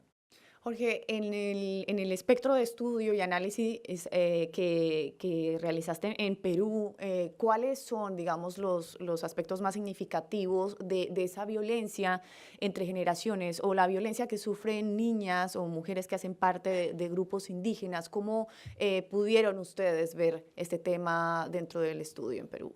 Bueno, el tema en general, el estudio es bien preciso y tiene un scope muy particular, ¿no? Y no necesariamente trabajaba este tema, ¿no? Pero en otro estudio, también sobre Perú con Martín Benavides y buena parte de mis trabajos sobre violencia contra la mujer son en cooperación con el Banco Interamericano de Desarrollo. Con Martín lo que vimos era que pensando en la transmisión intergeneracional de violencia, las personas que han crecido en hogares violentos tienen una mayor propensión a emparejarse entre ellos, ¿no? Lo cual, si se me permite la jerga económica, eso dice mucho del mercado de matrimonio, ¿no? Eso dice mucho de cuán limitado es el set de posibilidades de encontrar una pareja una vez que creces en un hogar violento, ¿no? Lo que encontraba, o sea, si yo crezco en un hogar violento, con mucha mayor probabilidad mi pareja va a ser también alguien que viene de este hogar violento, lo cual sugiere que mis opciones en este mercado no son muy grandes, ¿no? Sino más bien son muy restringidas, ¿no? Es como si yo me tuviera que casar con una peruana necesariamente, ¿no? O sea, es como si no hubiera un mercado global para buscar pareja. Entonces, eso facilita la transmisión intergeneracional.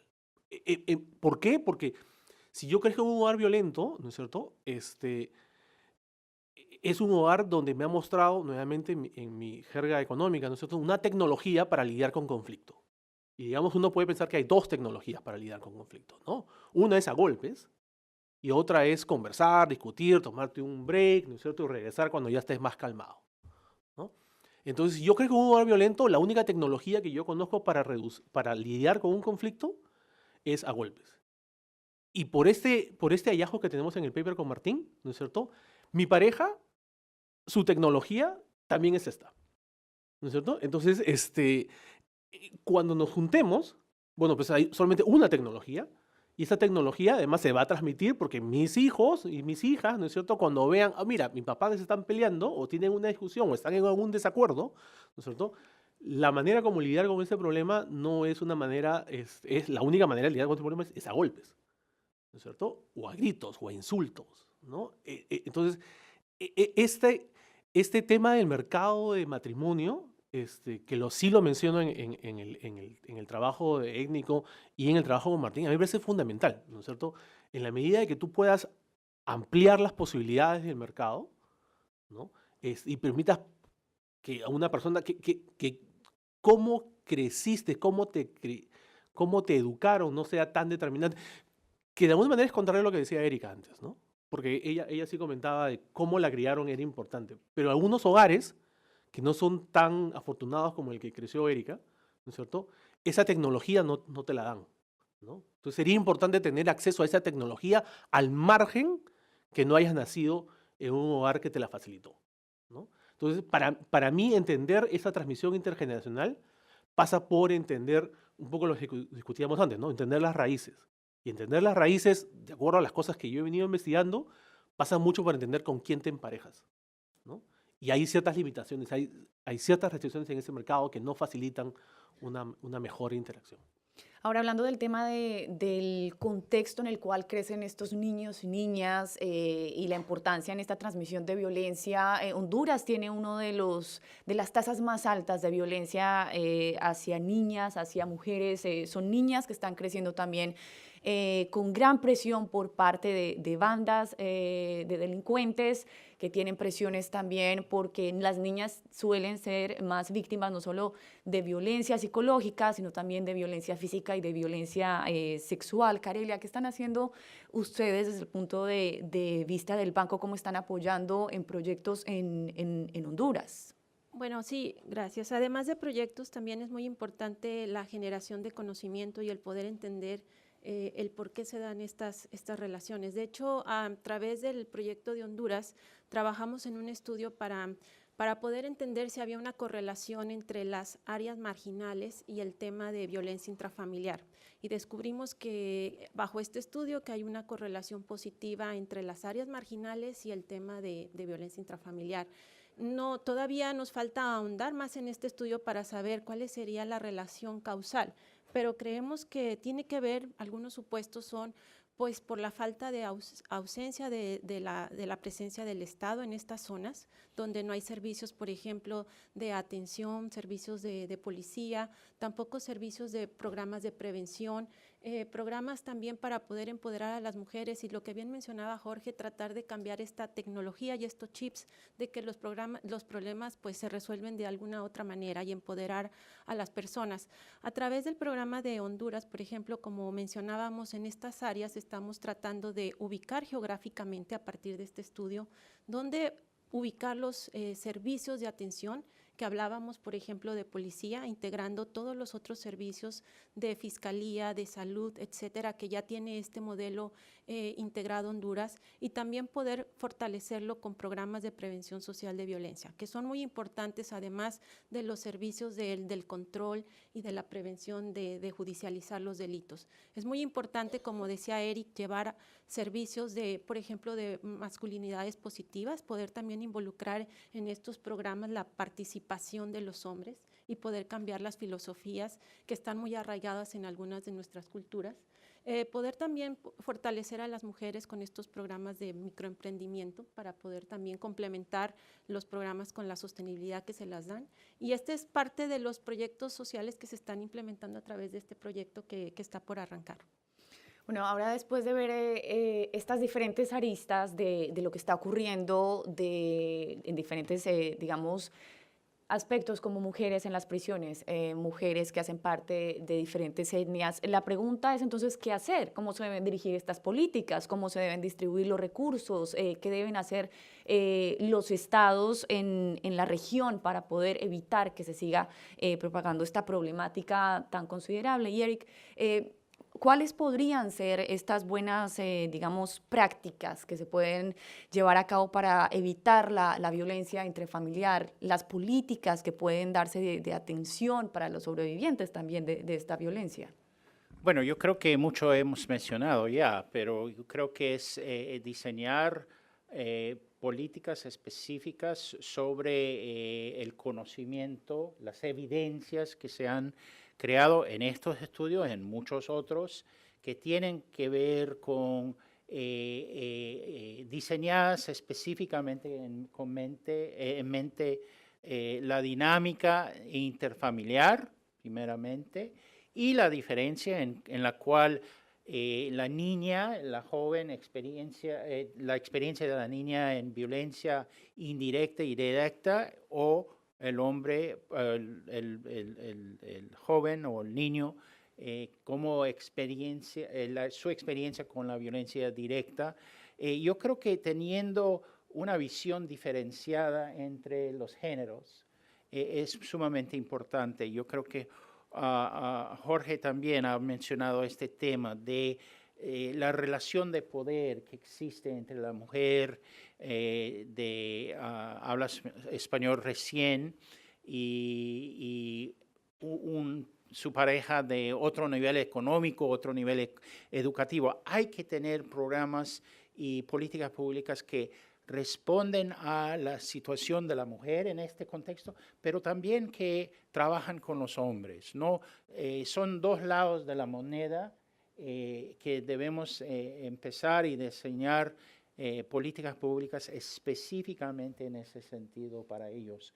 Me gusta mucho lo que mencionó Carelia y el estudio que se hizo en México sobre el Centro de Justicia para la Mujer, porque ofrece bajo un solo techo, si se puede decir de esa manera, varios servicios. La mujer que vive en un contexto de violencia y se sale de este contexto no tiene que también enfrentarse con una burocracia tan complicada. Están todos bajo un solo techo. Ella puede buscar el apoyo de la fiscalía, denunciar jurídicamente, pero también le pueden atender sus necesidades médicas, sus necesidades psicológicas, las necesidades económicas, que tenemos que reconocer también que en ese contexto de violencia, donde una mujer deja su hogar, está en una situación de mucha vulnerabilidad económica también.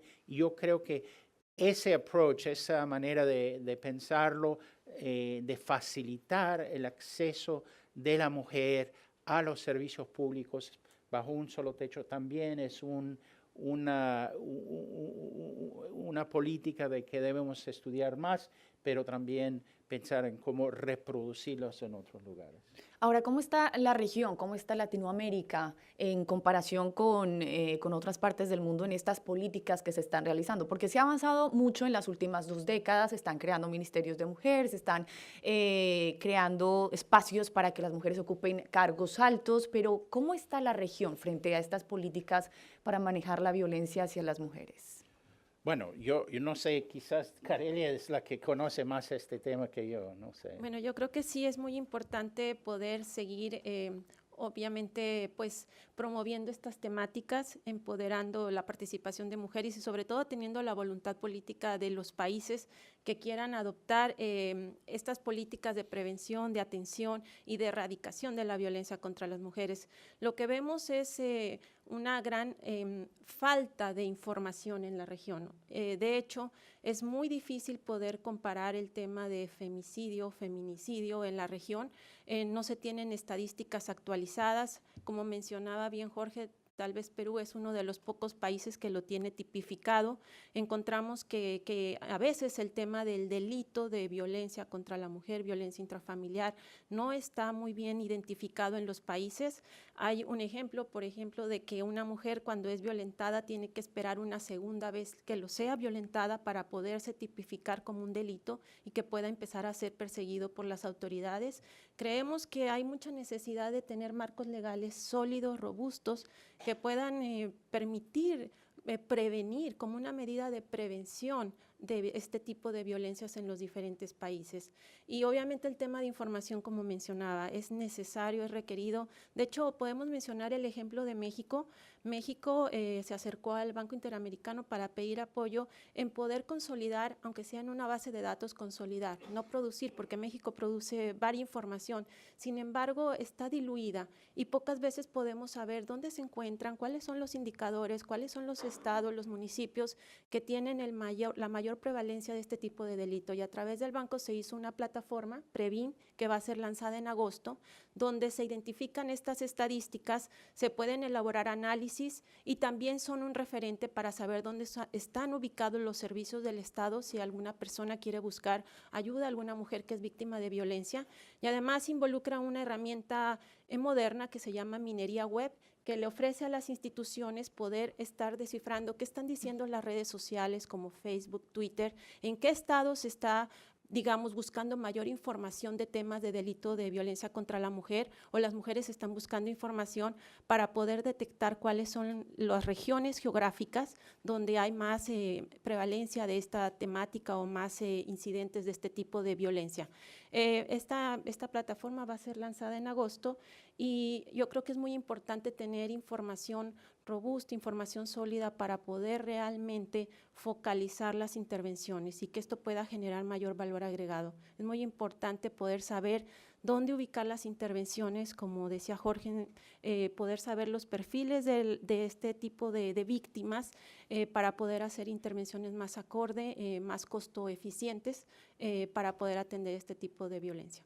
Bueno, y para aprovechar este panel que tenemos en pocas oportunidades para hablar de un tema tan específico aquí en Washington, quisiera que el público también nos dé sus inquietudes. Si tienen preguntas para alguno de los panelistas, simplemente levanten la mano y se les va a acercar el micrófono para que puedan preguntar. Aquí tenemos una pregunta en el centro.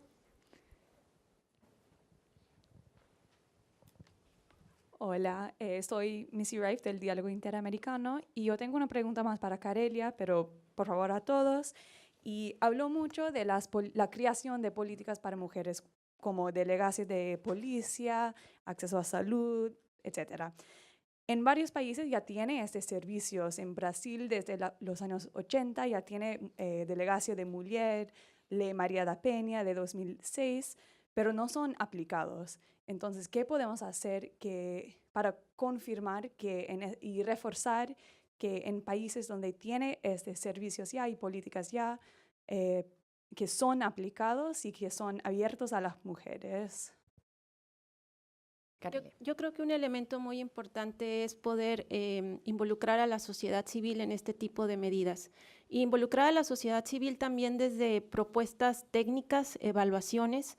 Es importante poder generar evaluación de las intervenciones existentes, porque esa es una herramienta que hemos encontrado efectiva para poder hablar sobre información sólida, sobre bases, para poder solicitar a los gobiernos la continuidad de ciertas políticas o poder hacerlas efectivas y demostrar que no están funcionando como deberían de ser.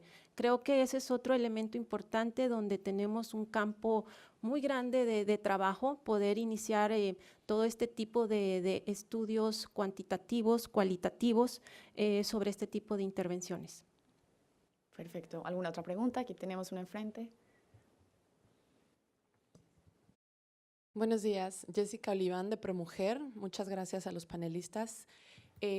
Quisiera saber, y es una pregunta abierta para quien me pueda ayudar, la relación entre el empoderamiento económico de la mujer con un índice de violencia doméstica más alto. Estoy tratando de encontrar estudios o reportes, datos, ¿no?, sobre este tema. Y no encuentro mucho al respecto. Entonces, no sé si ustedes, los investigadores en particular, podrían ayudarme a guiarme en dónde o si conocen de algún estudio que esté levantando este tipo de información. Entonces, es eso.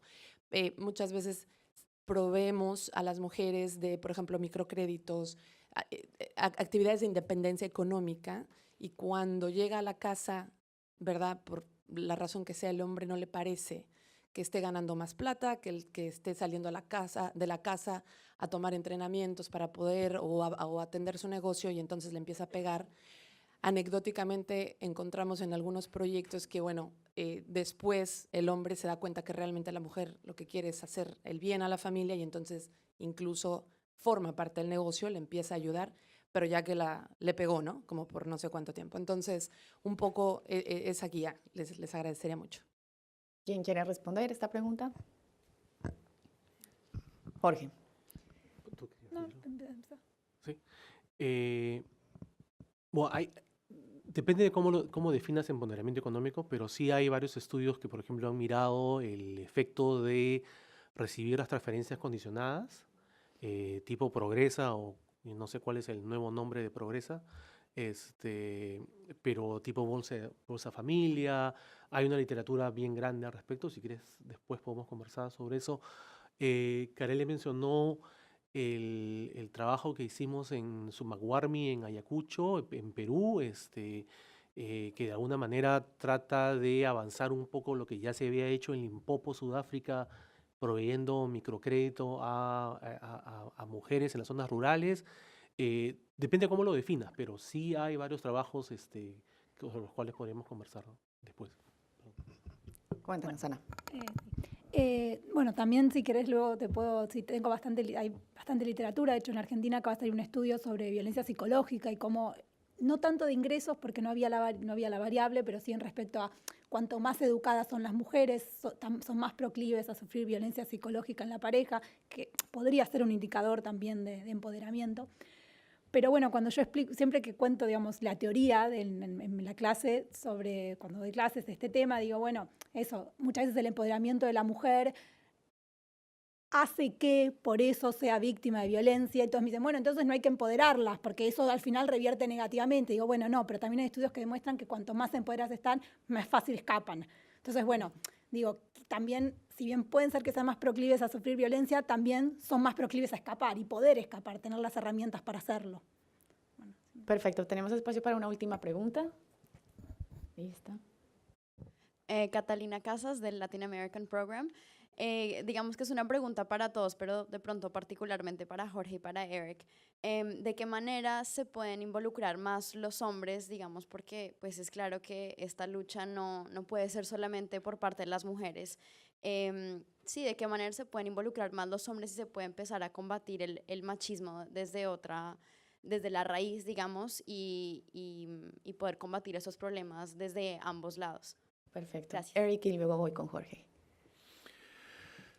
Bueno, no fue el enfoque del estudio, de los estudios, así que estoy un poco, ¿cómo se dice?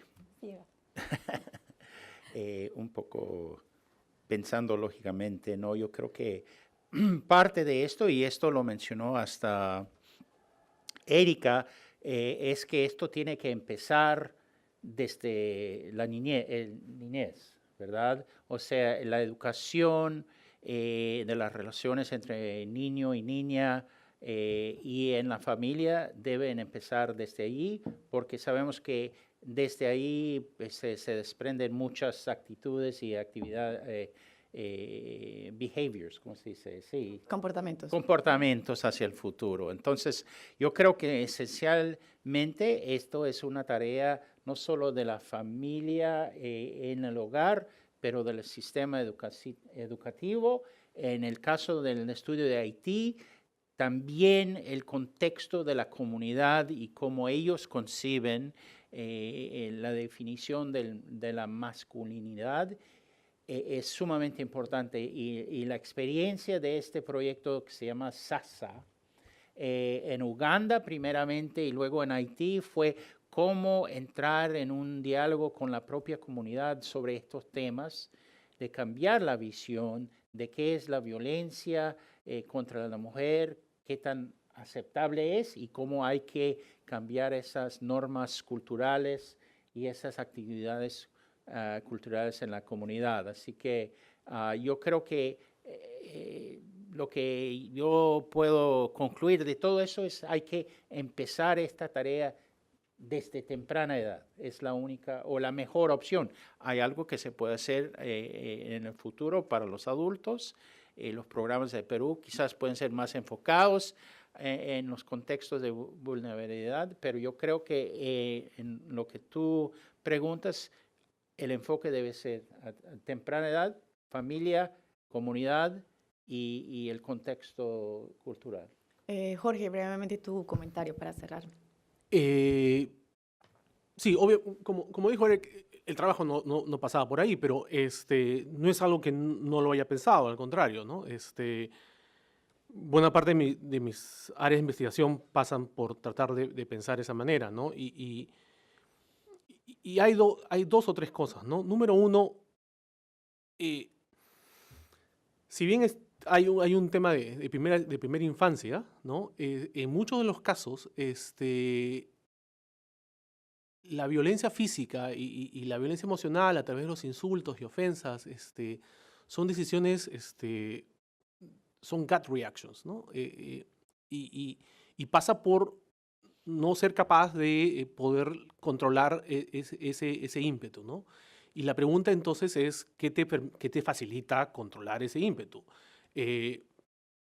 Nuevamente, en ese sentido es muy importante, ¿no es cierto?, leer varias campos de estudio, ¿no? La economía tiene una manera de pensar de esto, pero hay otras, ¿no? El tema es, si yo no tengo la tecnología de la cual yo hablaba hace un rato, ¿no? Si yo siempre he visto que la única manera de lidiar con un conflicto es gritando e insultando, entonces por más que, es muy difícil para poder cambiar esa manera de comportamiento, ¿no? Entonces, volviendo a lo que decía Erika, ella creció en un hogar donde esa transmisión se hizo, ¿no? ¿Qué pasa si no eres tan suertudo de crecer en un hogar como el hogar de Erika? ¿No es cierto? ¿Dónde están las otras maneras de poder lidiar con esto, ¿no? Obviamente uno pasa por la primera infancia, ¿no? Perú, por ejemplo, ha intentado, y digo intentado porque hay una discusión ideológica y política muy fuerte en el currículo nacional, ¿no es cierto?, en la manera como se les enseña a los chicos y chicas de escuelas públicas, poner el tema de igualdad de género, ¿no? Y en Perú eso es complicado porque cada vez que tratas de hacer eso, te votan al ministro o a la ministra, ¿no? Entonces, lidiar políticamente con eso es difícil, ¿no? Uno. Dos, existen campañas, creo que Erika fue quien lo dijo, me equivoco, no solo pensar el tema de violencia contra la mujer como una campaña de salud, como un tema de salud, pero yo sí creo que hay que a veces pensarlo de esa manera, porque hay campañas de salud que han sido extremadamente efectivas, ¿no es cierto? La gente fuma muchísimo menos de lo que fuma antes, ¿no? La gente en Perú las encuestas muestran que casi es universal el conocimiento y acceso a, el conocimiento con seguridad a métodos anticonceptivos modernos, ¿no es cierto? Han habido políticas públicas que han sido exitosas, ¿no es cierto?, en cambiar patrones, digamos, de alguna manera llamados culturales, ¿no? Las tasas de violencia contra los hijos, el uso del castigo físico para lidiar con conflictos hacia los hijos es mucho menor hoy de lo que era cuando a mí me criaron, ¿no es cierto? Entonces, mirar hasta qué punto ciertas políticas han sido efectivas, ¿no? Volviendo al tema que nos une acá, ¿no es cierto? Es pensar en evidencia, ¿no es cierto? El diseño de políticas a partir de la evidencia, ¿no es cierto? Es cómo uno puede lidiar con esto. Uno es educación, está bien, pero hay un tema de discusión política, ¿no es cierto? El caso de Perú, ya lo mencioné, ¿no es cierto? Lo otro es, bueno, imagínate que yo tengo pues 28 años y ya no estoy en el colegio, ¿no? ¿Cuál es la política? Pues no voy a ir al colegio otra vez, ¿no es cierto? ¿Cómo se le podría facilitar, ¿no es cierto?, el acceso a tecnologías alternativas para lidiar con conflictos? Y ahí hay trabajos bien interesantes, ¿no es cierto? Hay el uso de televisión, hay un trabajo de una profesora en la Universidad de Maryland, no muy lejos de acá, ¿no es cierto?, que ella muestra que las tasas de embarazo adolescente han caído a partir del programa de televisión de MTV llamado 16 and Pregnant, ¿no es cierto? Hay evidencia en Brasil, ¿no es cierto?, que las tasas y uso de anticonceptivos en Brasil caen a partir de que O Globo entra y se expande en el país. Lo mismo en la India. Hay maneras en las cuales uno podría, si es que la teoría pasa por yo no tengo esta tecnología, no crecí en un lugar como el que mencionaba Erika, entonces hay maneras, ¿no es cierto?, en que uno podría pensar, teóricamente, ¿no?, y validado con experiencias alternativas, ¿no es cierto?, que se podría proveer esta tecnología. Y no solamente pase por la discusión de la escuela, que aparentemente es políticamente complicado de hacerlo. Entonces, reuniones como estas son justamente importantes para eso, ¿no es cierto? Para poder decir, oye, mira, hay ciertas teorías que podríamos probar, ¿no es cierto? Probemos, vayamos por acá, vayamos por el otro lado. De repente entrar a cambiar el currículo en el Perú es extremadamente complicado en este momento, porque la sociedad civil no quiere o no puede, ¿no es cierto?, estructurarse de alguna manera para lidiar con esto, porque los grupos de tal o los grupos del otro lado son demasiado fuertes. Las campañas, por ejemplo, de Ni Una Menos en la Argentina, en el Perú, son extremadamente importantes, ¿no es cierto? Es una manera en que la sociedad civil decide decir, ya basta y voy a manifestarme. Manifestarse una vez al año es importante, pero trasladar eso a campañas de política es la parte más difícil. Pero ahí es donde la unión entre la academia, la opinión pública y organismos como el Wilson Center y el BID es importante, ¿no es cierto? Podríamos empezar a tratar de encontrar experiencias exitosas, ya sea en primera infancia o, ¿no es cierto?, a niveles más avanzados. Y es ahí donde creo que el área interesante de investigación, por mi parte, es donde deberíamos estar apuntando. Perfecto, y para cerrar este interesante debate, este espacio de discusión que nos ha facilitado el Wilson Center y el Banco Interamericano de Desarrollo, quiero terminar dándole la palabra a Eric. Bueno, antes de nada, quiero agradecer mucho el trabajo de Diana esta mañana, que nos acompañó como moderadora. Muchas gracias, Diana. Yo creo que hay que reconocer. Nos dio mucho gusto recibirlos todos acá en nuestra casa, en el Wilson Center. Aquí tienen su casa, como dicen en México. Bienvenidos siempre. Quiero agradecer y reconocer a algunas gentes que nos han acompañado, no solo esta mañana, pero a través de este proceso de estudio. Amigos del BID, Robert Panzer, que creo que ya no está, pero estuvo ahora. Robert. Allá está. Allá. Gracias, Robert, que nos acompañó. Denise Wolfenson, que fue parte de esto. No sé si se encuentra ahora está trabajando en Pajo, pero fue muy importante para este proceso. Y nuestro querido amigo Mauricio Bastien, que también estuvo con nosotros, pero está ahora en Honduras. No sé si nos está acompañando por el web, pero Mauricio fue un parte integral de este esfuerzo también, así que queremos agradecerlo. Quiero agradecer a mis colegas del Wilson Center, Gwen Young, que conocieron. Ella tiene larga experiencia en estos temas en África y agradezco mucho su participación. Jacqueline Dolezal, que nos ayudó con la publicación de los documentos, y nuestros voluntarios, Jessica Tuller y Sam y otros que nos acompañan. Quiero reconocer el gran trabajo de los traductores, Charlie Roberts, David Sperling, atrás, y de nuestro equipo de audiovisión, our AV team. Thank you very much, John Tyler, and all you for your great. Muchas gracias a John Tyler por esta ayuda. A volver a colgar, y yo creo que a finales de hoy lo pueden consultar otras veces. Ojalá por redes sociales también se pueda conocer. Muchas gracias al BID, a Carelia, a todo el equipo, los investigadores que nos han acompañado a lo largo de este proceso, y muchas gracias por acompañarnos.